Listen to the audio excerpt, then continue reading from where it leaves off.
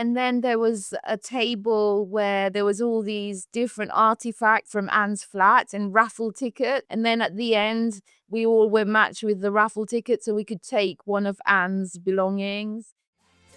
Hi, I'm Jess. Today we're opening up on Ceremony for enthusiasts, iconoclasts, anarchists, and you.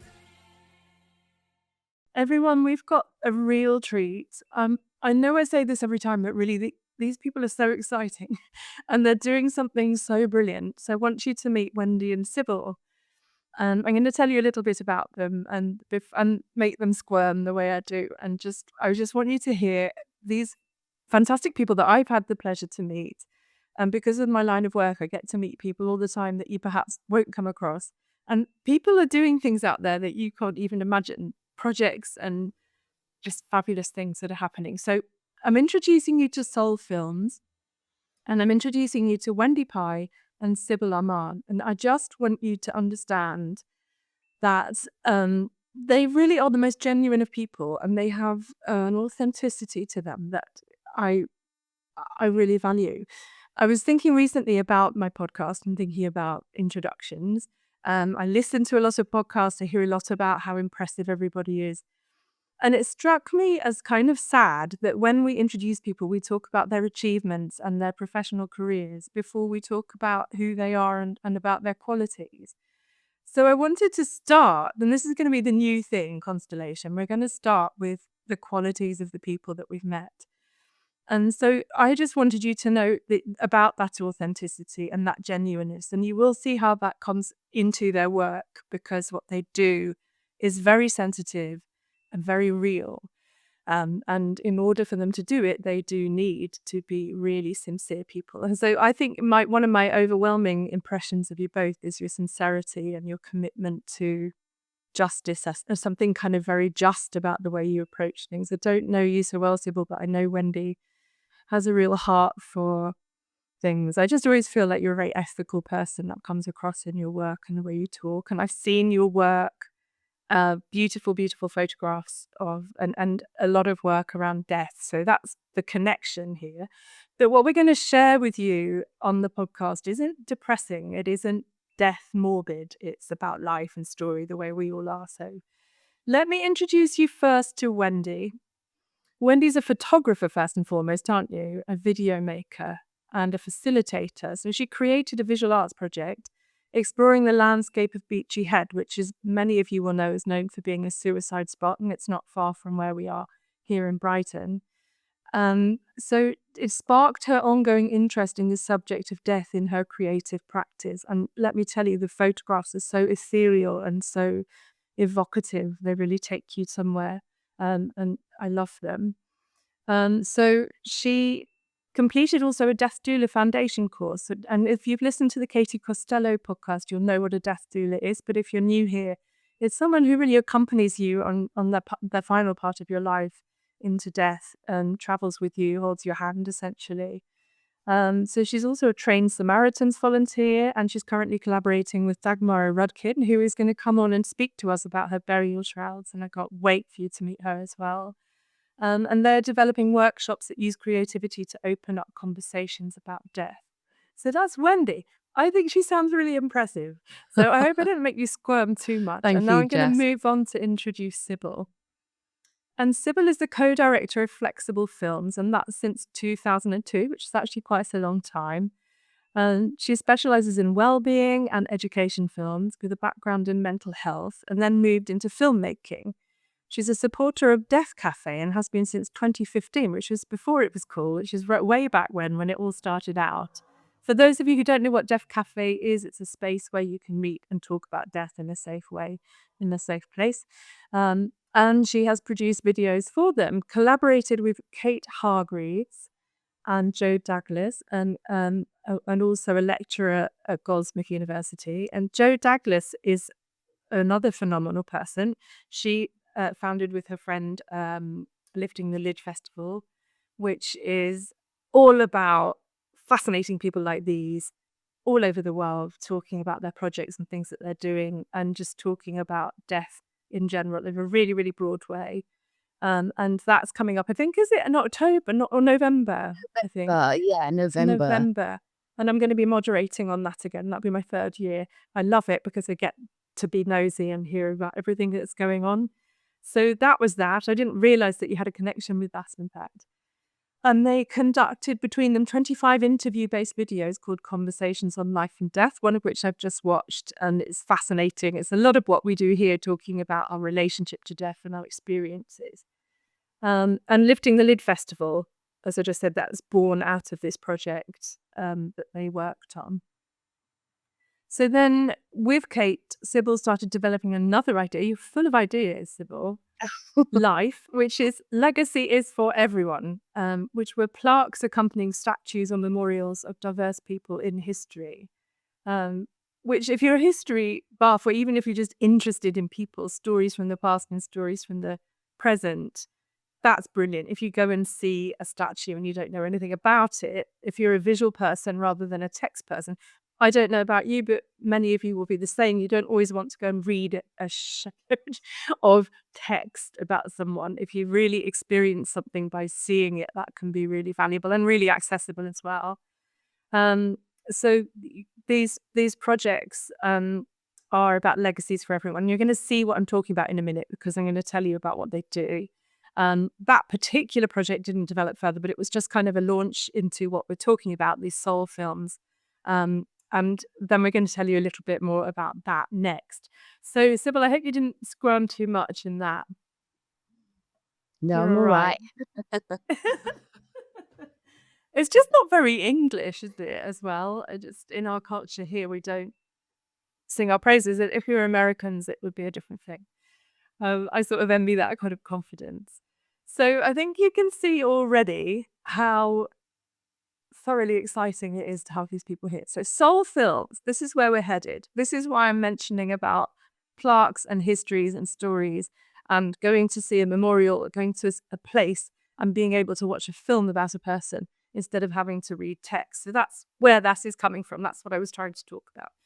So I'm going to read the blurb exactly as it's written for me, because sometimes I think it's nice to hear the voices of the people who are doing these things.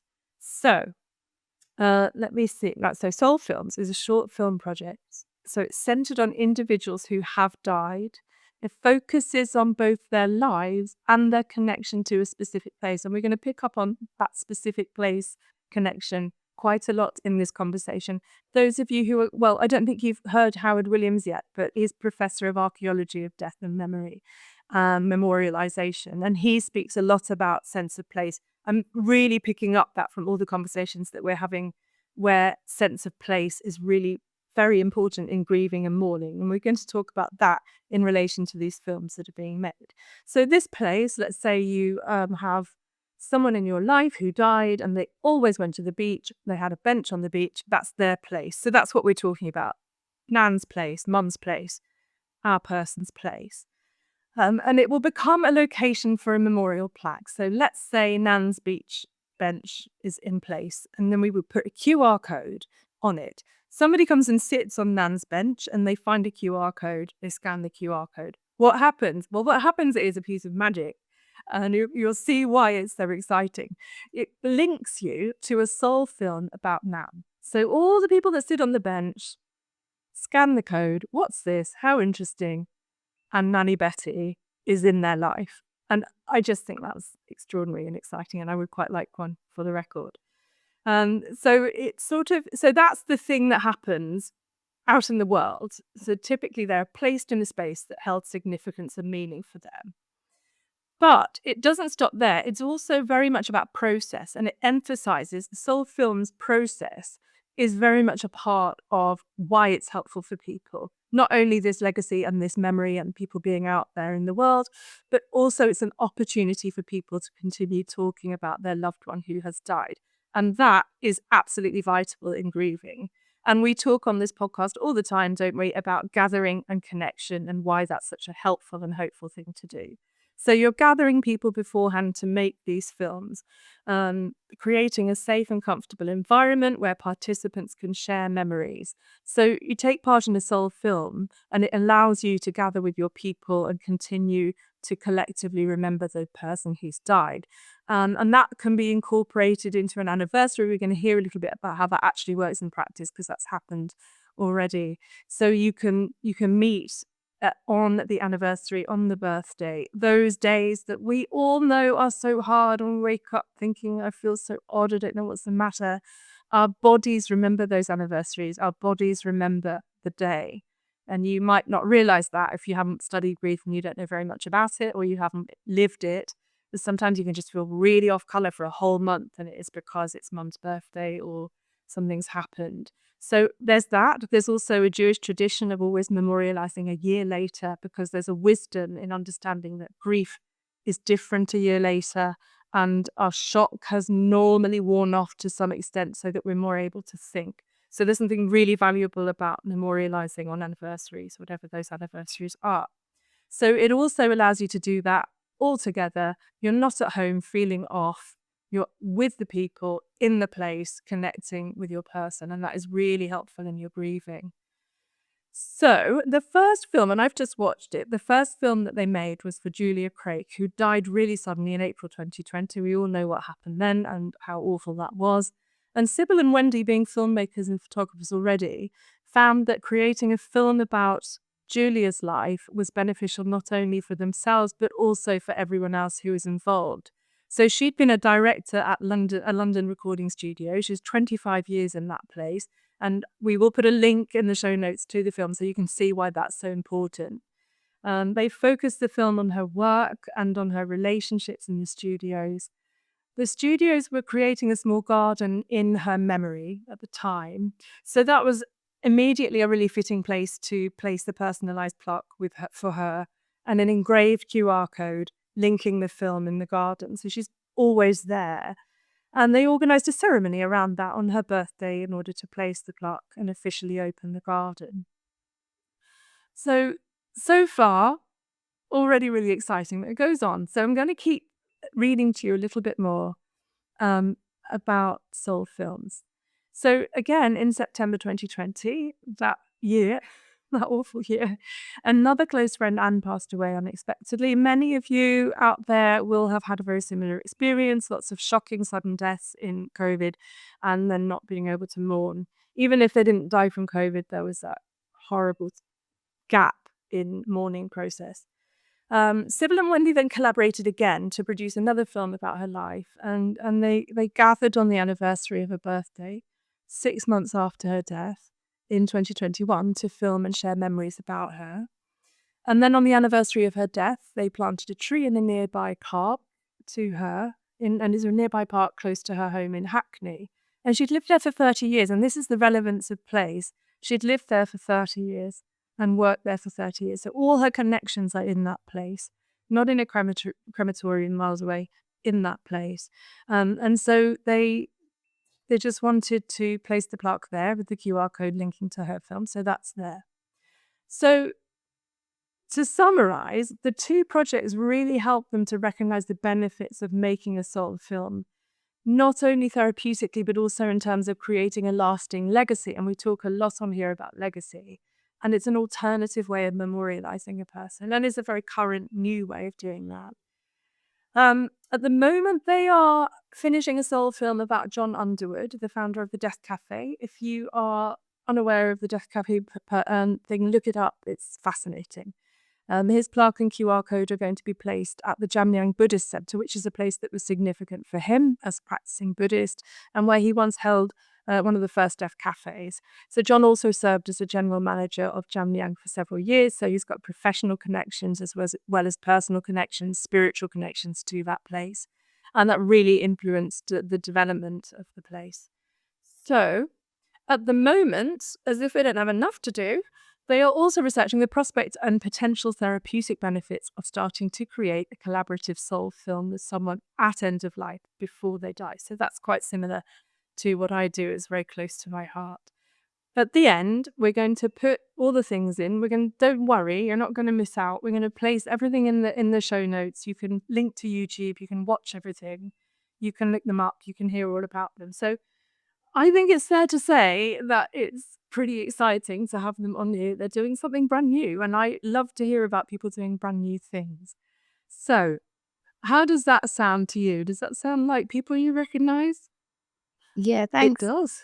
Thanks, Jeff. Yeah, It's it so was a nice, isn't it? One of wonderful the things, introduction. Thanks, Jess. yeah, one of the things I love about doing this is that it does focus, because we don't always have a time where we can sit and think about our passion project, our thing that has maybe left on the back shelf while we're making money or dealing with drama.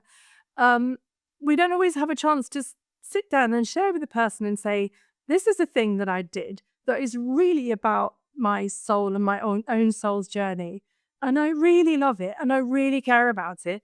And I want to share it with the world, but I never really have an opportunity. So one of the things I really love about doing this, which I found out when I started doing it, was that it just gives people an hour to focus on the thing they love that they're really passionate about. So thanks for doing that with us in our constellation. That's so important. Excuse me.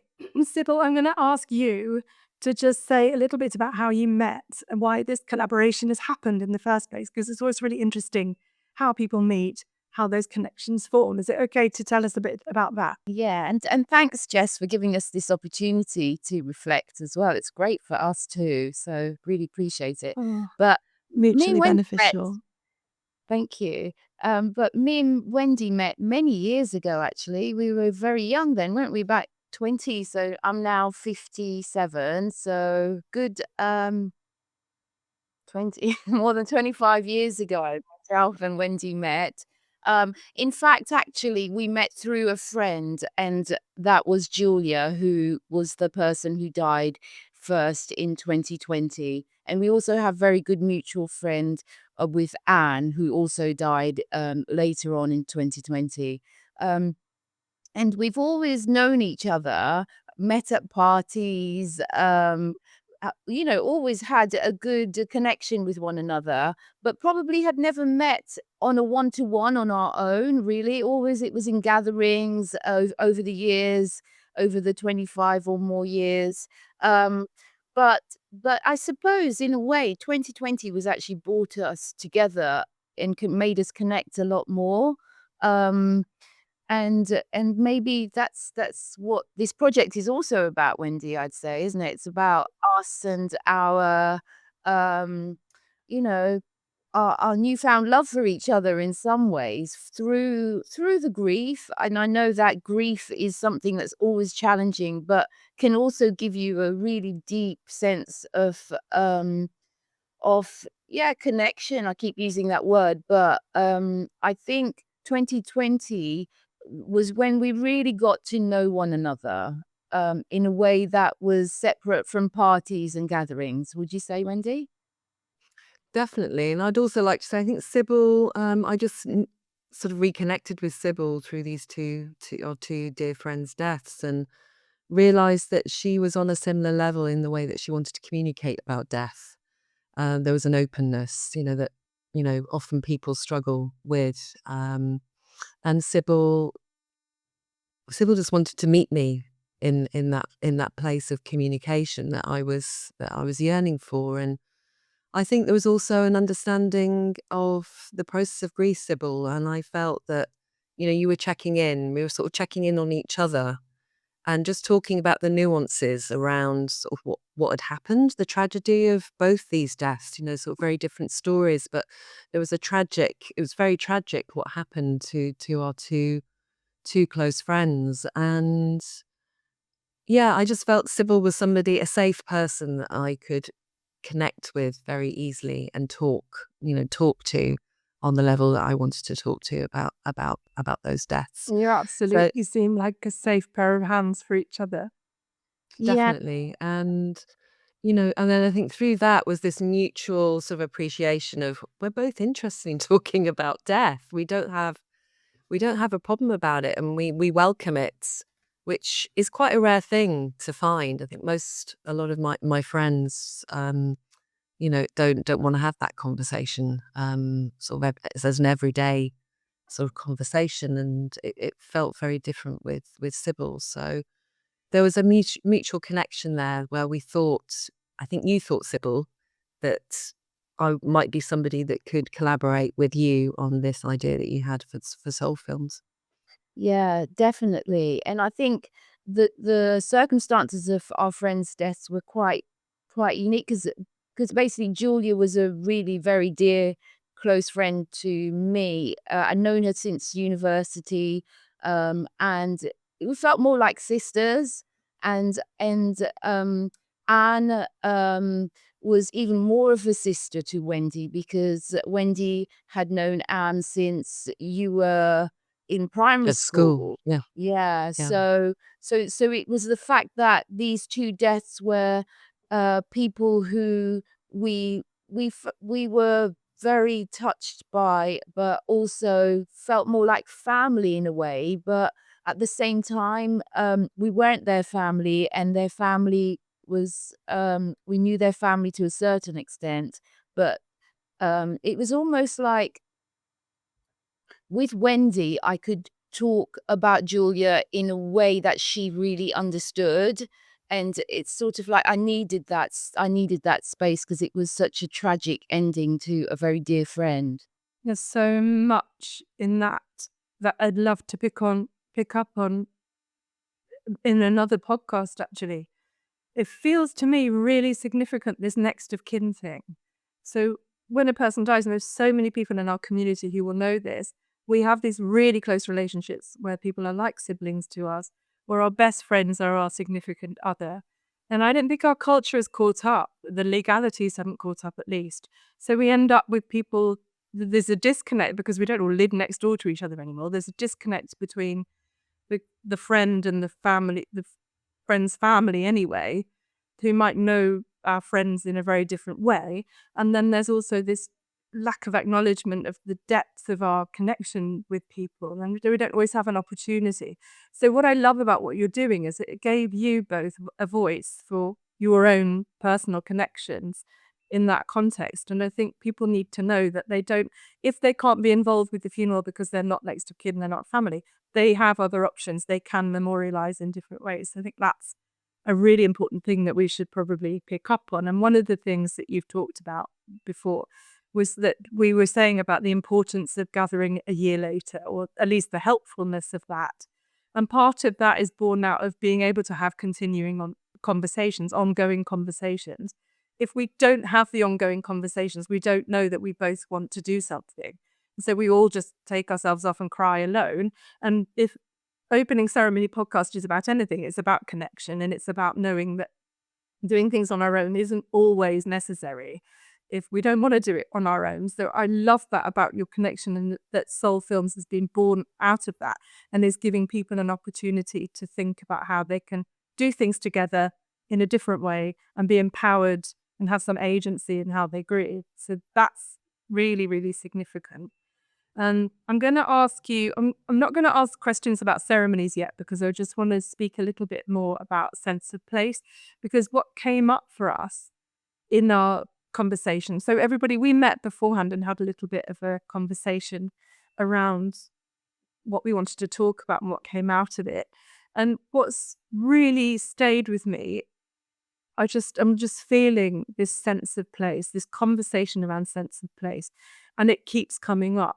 How we're connected. We were talking about a program that we'd seen, and Wendy came up with a fantastic expression which is called ancestral threads, and she has to patent it because this is brilliant. So you know how we have a connection to a sense of place, and we watch things on TV where maybe someone's Irish and they go to Ireland and they just feel like it's where they belong. We may not have grown up somewhere. We may just have heard stories about it but never inhabited that space. Or we have inhabited a space so fully that we really just can't be associated with anywhere else. And I think that's quite often referred to as a favourite place. And so ancestral threads are a little bit different, but they're also really important in terms of a sense of belonging. Grieving practices have traditionally given us a sense of belonging, a really healthy sense of belonging. And belonging to a sense of place is a phrase that you will hear quite a lot. I just belong here. I feel at home here. And so I wondered if you could tell us a little bit more about what you've discovered about sense of place. I know I've had conversations with academics on the podcast, which you will hear later, it hasn't been published yet, about the significance of place. Are you able to elaborate a little bit more specifically around the films that you made? How did you discover that sense of place was so important? Is that a difficult question to answer, or is that okay? Well, I think for me, it's been part of my creative practice and what I'm interested in creatively. So I've been looking at landscapes that have a resonance and have have stories embedded within that you just can't see. You can't see anything visible sort of in that landscape. And so the first project I did was about Beachy Head, and then something became visible at Beachy Head, which was the memorials that were being left up there suddenly, which was a trend that started to happen, I think, after Diana's death here in the UK. I mean, I think a lot in Catholic culture they've memorialised with flowers at accident spots or outside the home of somebody. But here it was quite a new thing. So suddenly something did become visible, and that just sort of really sparked my curiosity in terms of how there was a need to make a marking on that particular site at Beachy Head where this tragedy, this tragic death had happened. So I also was interested in the invisible and what couldn't be seen, and the resonance. So that's sort of how my interest sort of fed into our Films project. Was we inhabit these spaces, and then we go, and yeah, we have these feelings, and actually we can bring those feelings to life of who was there and the life that they lived there, and how they were remembered in that place, and so that they can retain their legacy and be memorialised in a different way, I think, than what we're used to, particularly in this country, through the place. So that place, is often a graveyard, which might have a connection to where that person lived, but it's actually getting more specific than that, and it's kind of creating our own places, our own legacy site, where these ancestral threads are sort of brought to life. Yeah. And what about you, Sybil? Did you have a similar Yeah. connection, like a prior connection, or was it more of a discovery? I've always been interested in space, actually. In fact, one of my very first films, it, maybe about 25 years ago, that I made was called A Space Called Home.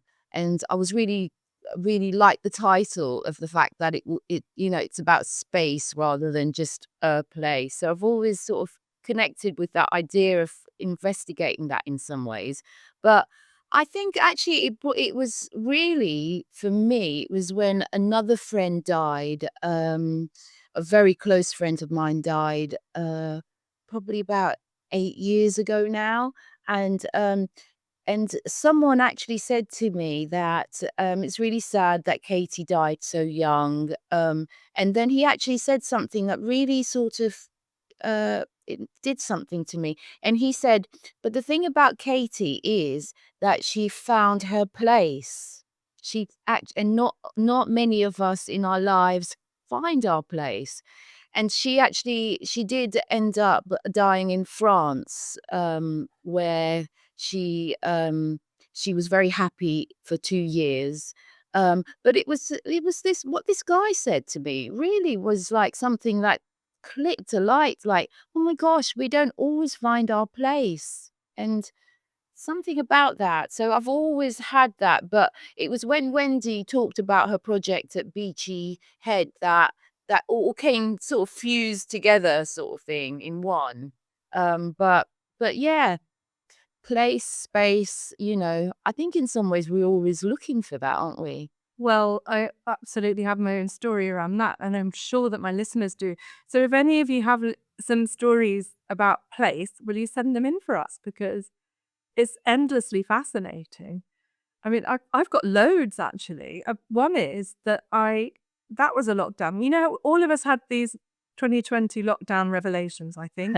I always Yes. think, when people say to me, when did you come to Brighton? I always say, it was my post-COVID thing. You know how everything happens and everybody starts nodding. We all had these kind of moments of change, didn't we? We had to, I think. And I had a moment where I'd been in Birmingham 22 years. I grew up in the South.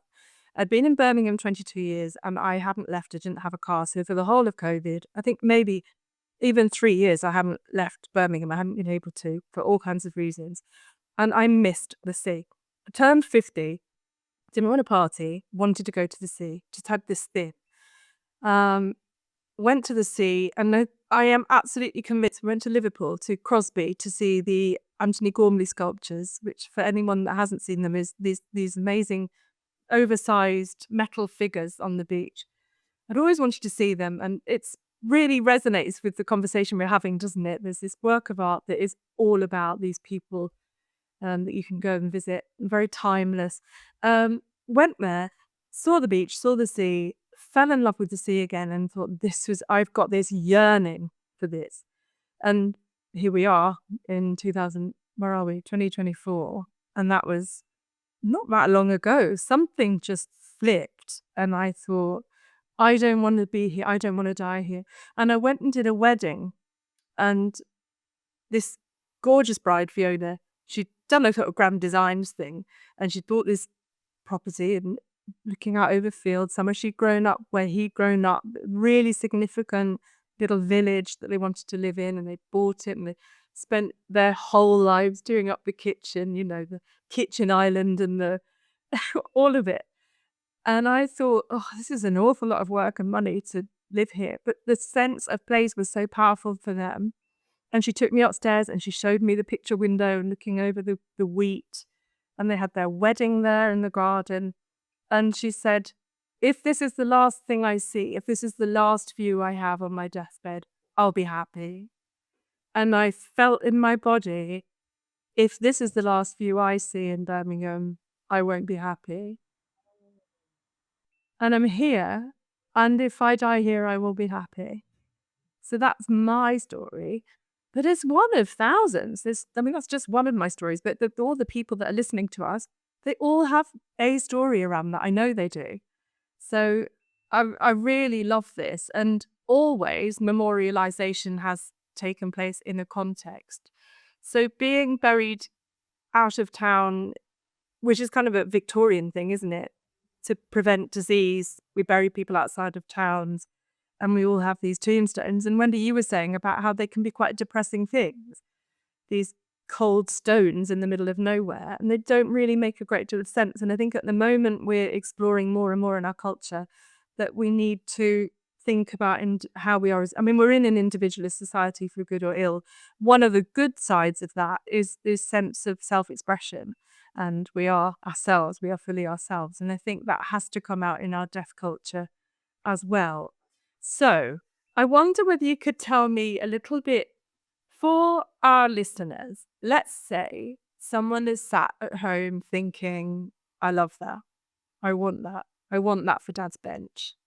What's the process? How would it happen for them? They don't want to pick up the phone because they don't really know what you're going to do or how that's going to feel. Either of you, maybe Sybil, if you could start to explain a little bit about the process. So what I would say is perhaps the process is different for each person. So the first thing would be drop us an email, or if you're able to chat, that would be even better. But the first thing I'd say, like any film project that we do, really is to find out what that person's life is, what possibilities there are. What we love to do really is to try and perhaps incorporate the filming with a special day. Like, for example, with Anne, when we filmed Anne's soul film, we'd also organize for there to be a walk that day so that people could it was a year later as well. Like you say, a year was and it was also Anne's birthday. So we all got together, we had a walk, we'd set up the filming in a pub, actually, one of Anne's favourite pubs. She loved drinking, so that felt right. And then after the walk, people came to the pub, and if they wanted to come and sit and have chat to us on camera, they could. If they just wanted to have a drink and chat about Anne with others, they could too. So it's providing different options for people. What I'd say is a lot of people are very often worried about talking to camera. And that's, not all of us can feel that we can speak easily to camera, but we've got a great device that makes it so that it's really intimate, very easy, very comfortable. And actually, for us, it's about enjoying the process of being filmed as well. So we're very skilled at making sure that people feel safe, people can open up. So we'd say to them, what day would you like us to perhaps come and film, or could it be different sessions? So we'd find out from them what opportunities there are. We'd also let people know that they have editorial control. We're filmmakers that give permission for people to own their films. It's not our film. We're not. We're here to guide. We're here to perhaps direct because we're filmmakers and we know the filmmaking process. But we're not here to make a film that's ours. I'd say, Wendy, wouldn't you? We're here to make a film that the family or the friends own. So we'd get full editorial control to those people, and then also we'd discuss with them where would they like their plaque as well. Where is the most relevant place for that person to have their plaque? And like you say, it could be a simple thing like having a bench where that's the view that that person used to have their favorite view, so people could sit down on that bench, share their view, and then have a look at that person's film. So going back to what you were saying, how would people approach us? I'd say just approach us, and then from there we'd continue the conversation that is led by that person. So we'd work around their budget as well to see what's feasible, um, and see what's possible. We have different styles of filming and different styles of editing as well. So we've made sure it's individual to that person, their family and friends. And the other important aspect is it's actually an opportunity for family. I think often now when someone's died, we gather photographs. It's an opportunity to go through family albums, and a lot of people now show photographs at funerals. So it's also an opportunity to sort of just build up sort of that archive of images and materials that can then be incorporated into the film as well, which is sort of like another process to it. It's giving people an incentive to sort of create an archive of visual material. Yeah, because I think So they're often not going to perhaps be sat. Sorry, carry on. so I think sometimes when someone dies, we're a little bit overwhelmed with all the images we have, and we've got them on our phones, we've got them here. We don't know what to do with them, almost really, and that is quite a nice platform. Film is a lovely platform to bring things together, bring images together, but also bring people together. You so often have them as a celebrant. If you do a funeral, quite often people really enjoy making a little MP3, MP4. They love it. And I feel that if you had this done beforehand, you could play the video at a funeral. Yeah, we are actually exploring the idea of sort of developing that a bit further and collaborating with somebody who's perhaps at end of life and wants to start the process of making a soul film with us before they die. And then we can continue sort of finishing the soul film after they've died. So yeah, that's another idea, and that could also be played at the funeral, sort of the film that we make with them before they die, and then we could continue to develop it. I Yeah. love that. I think that It would was. be Yeah. so healing. Yeah, and affirming for the person who is at end of life, and it gives them an opportunity to talk about their life in a way that's very different um to perhaps grieving about the end of their life as well too. So I would just love that opportunity. I think that's where it's going. Right, that's my feeling that's what our culture is doing right now. So on that, I have asked you to. I don't know if you've had time, but if you have, Sybil, I'll come to you first. Have you got any favorite ceremonies you'd like to share with us? Because my sense is, and the research proves that things are changing in how we celebrate, how we do or don't celebrate. And it doesn't have to be a funeral. It can be a wedding or a naming ceremony, a baptism, or anything at all. I had one person talk about moving into being assimilate. Not what's it called? He moved to the Netherlands and became a citizen, and so they have this citizenship ceremony. So people talk about all kinds of ceremonies that are their favourites. It doesn't have to be a funeral, but do you have a favourite ceremony that you'd like to share with us? I do actually, and actually it is a funeral. um, but funny enough, it's actually Anne's. It wasn't her official sort of cremation day, but it was during COVID, so it was quite limited. But Wendy was the one who actually organised and planned it together, put it together. And I just thought it was amazing.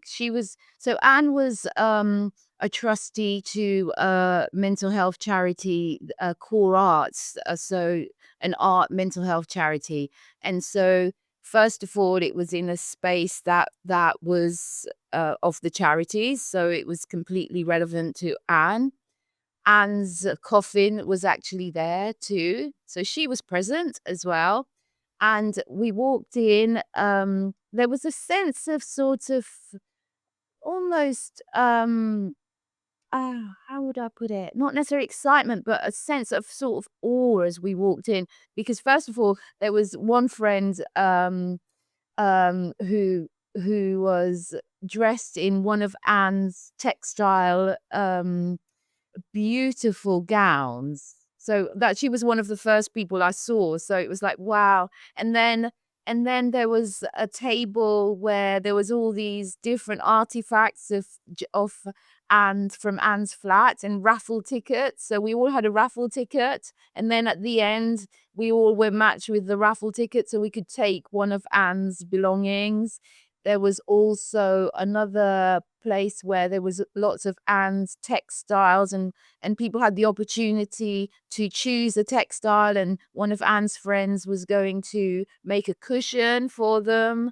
Um, and then there was a celebrant there as well, which was lovely because it felt like she held it together and she was someone who didn't know us. So there was a celebrant helping that out. It was being filmed as well. But then also there was the ad libness of it, where it was like an open mic, like who wants to come and talk about Anne? Wasn't prepared, like, and someone came and they bought one of Anne's very close friend bought all her postcards and read some of the postcards, cheeky postcards. Actually, she was a cheeky lady, I'd say. So there was a lot of laughter. There was tea and cake. I mean, it was during COVID, but we were allowed to have like 30 people, or it was the amount that we were allowed. But it just felt like so warm, and there was Anne's body in the room too. So I think, Wendy, well done. You were the one who organized that, and honestly, that is the first thing that comes to mind when I think about my favorite ceremony. That's so beautiful. There's lots of things in there that I haven't heard before, especially the raffle. But what about you, Wendy? Do you have a favourite one? Well, it's the same, I think. I think I'm probably looking at it from a different perspective because I organised everything. And I think, yeah, with Anne, her death, it was quite sad because she wasn't married, she didn't have children. Her sister was out in Australia, and was unable to come over, and her mother had some health issues and is elderly and up north. So I just stepped in. I just kind of took the space, and stepped in and said, right, I'm going to do this, and I'm going to do this in sort of give her a send off that I think she would want, and navigate the restrictions of COVID within that. So I just kind of boldly just stepped in. It's kind of going back to what you were saying earlier, Jess. Just sometimes it's harder for friends to sort of take that space. It's kind of family always seem to take priority in the place of death, but sort of family weren't able to be present, so I just took that role. Because we were childhood friends, I have a connection with her family. home, which is up north as well. So we went to the same school together. So I'm kind of sort of linked to a lot of people in her life. So I think because I'd done the doula training, I just sort of knew, I kind of knew the process, and I felt comfortable just making some unusual decisions. So we decided to have two separate things and hold this ceremony sort of in a hall that was connected to this charity that she was a trustee of. Because of that, it meant that we could take our time. We didn't have any time restrictions. So I think we had about 4 hours in this hall. And she came, the funeral directors were great. They brought her there. And yeah, as Sybil said, we just sort of did all these different little rituals, which were really special. And I think one that stood out to me, everybody sort of wrote a little note to her, and she loved kitsch, and she had a lot of kitsch. And this table that Sybil was describing was just a table of kitsch, and then people were just kind of helping themselves to sort of funny little ornaments and sort of her record collection. And she like had Nana Muscori records because she loved the record cover, not because she loved Nana Muscori. She was, just silly little cats, objects, and all sorts of things. So there was that. And then she had this golden pineapple sort of container. So we The just ice put that on a plinth. Yeah, it was an ice bucket. And we just put that at the end of her coffin. Everyone sort of wrote a note. And we just created this sort of lovely, quiet ceremony where people just kind of came up to her coffin, put the note for her into this pineapple vessel. And that was really special. And I really was connecting with everybody as they were sort of going through that process. And then we read the following day, we had her actual cremation. And I actually just led that myself. We just kept it very, very simple. And I just read out all these notes that people had left for her in the pineapple, which was just gorgeous. It was just perfect. And yeah, it was quite stressful for me, sort of holding that space, but I was really proud. I felt like I'd really served her well at the end of it. I mean, everybody's feedback was just phenomenal. And we actually zoomed it out. So I think there was about 70 people on Zoom who watched it. And because of the COVID restrictions, I actually got 40 people in because we were allowed helpers. So I kind of, sort of manipulated the numbers a little bit.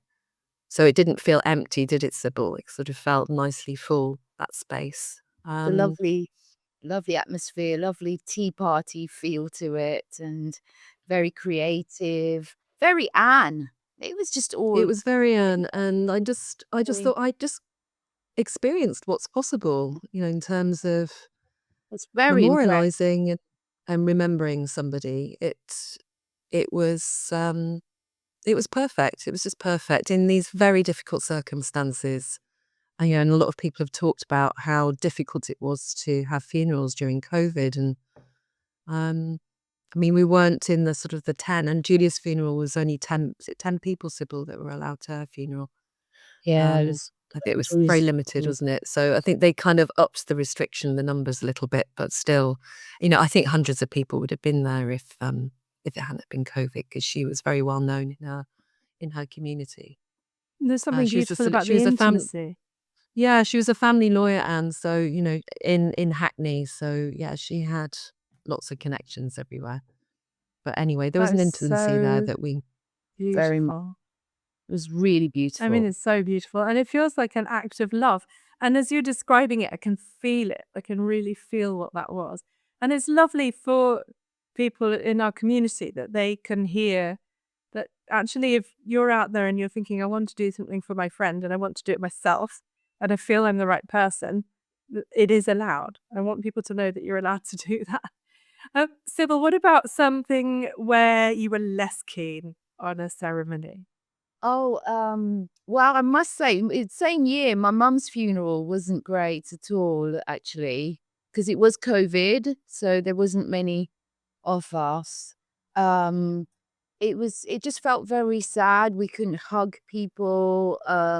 In fact, it was very good. We didn't hug people because um we did have more people back to the house than we should have done. Shouldn't be saying that now, but it was only like, 3 other more people, but we all caught COVID at a time also that was very bad. So, after my mum's funeral, we all caught COVID and had a terrible, hideous time afterwards. So, I think perhaps my mum's funeral, sadly, is possibly one of the worst ceremonies I've been to, which is very sad.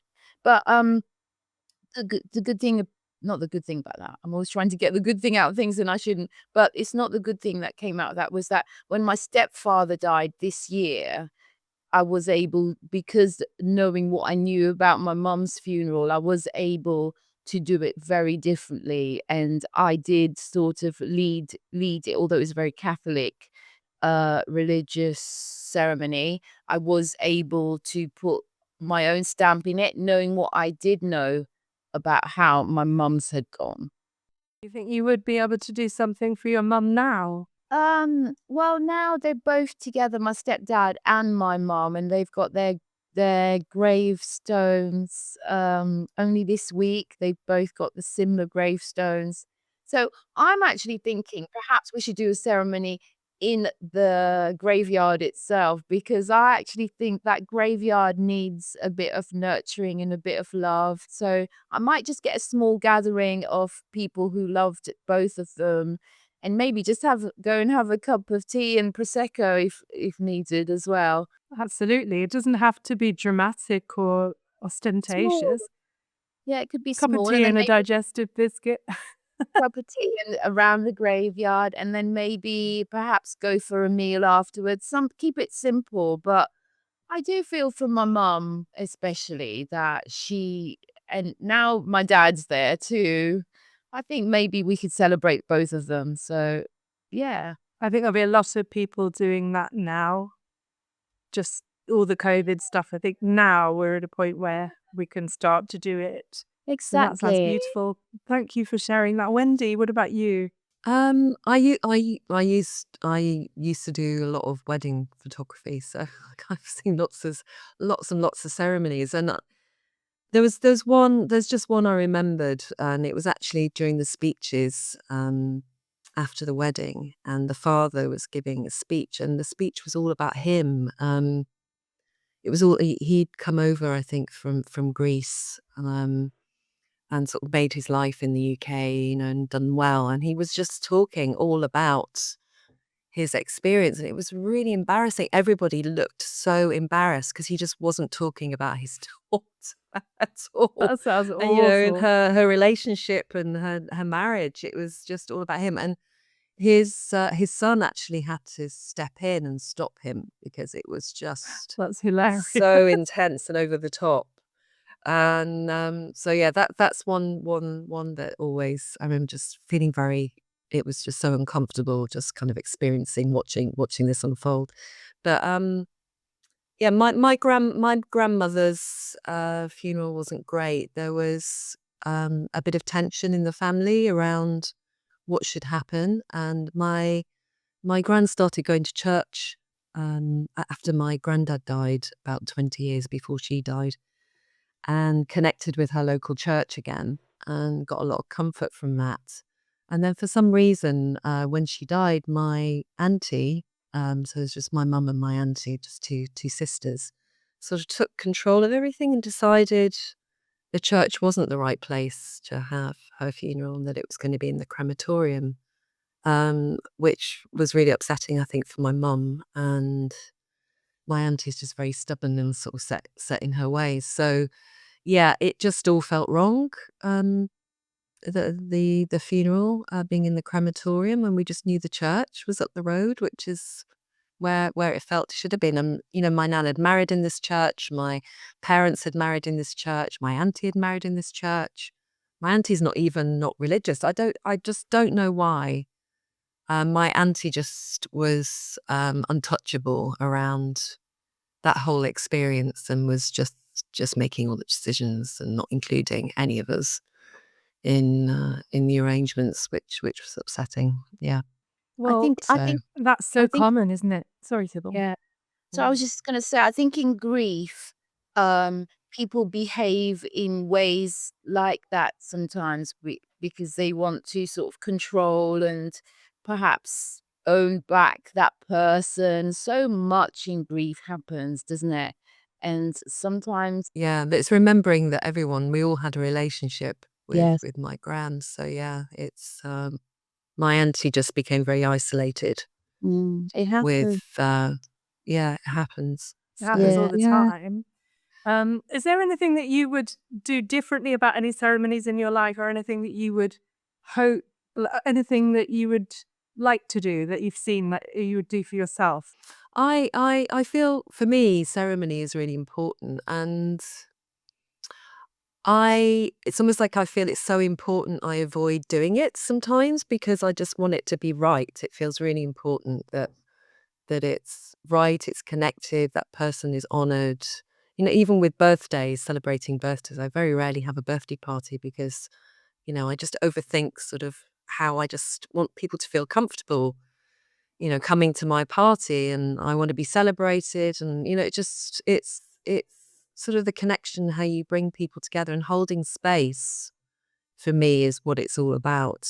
And that takes quite a lot of energy and effort to hold a significant ceremony, and a lot of thought and time and energy has to go into it. And I think it's really important, and that we think of people as individuals. And I think a lot of ceremonies, particularly in crematoriums, are just, you know, they just kind of go through sort of a Similar. particular process, Mm. and you know, people aren't encouraged and held to create sort of just a more meaningful, personalized ceremony that means something to them. And yeah, that feels really important to me, and I think it's really ceremony is so important. It's so interesting, that kind of paralysis that comes over you when you think about doing the thing. I really understand that. Sybil, have you got anything that you regret or that you would like to do? I think, yeah, maybe say this to my partner, Wendy, but Yeah. I I think that for me, when I die, I really want dance involved somehow. I want people to dance. I really, honestly, really, I dance. I just feel that dance is a really good connection with community, and it's got movement. It hasn't always got speech. It's got connection. I would just love for my funeral that there's a little bit of a disco or a dance afterwards. I really, really would love that. You're the first person to say that, you know. Maybe I have to tell people now. I've got it Make out sure it's there. out there. Yeah, Yeah, yeah. yeah. Well, Tell my sister. I really love that. So one of the things, so we're just reaching the end, unfortunately. We're running out of time. You'll have to come back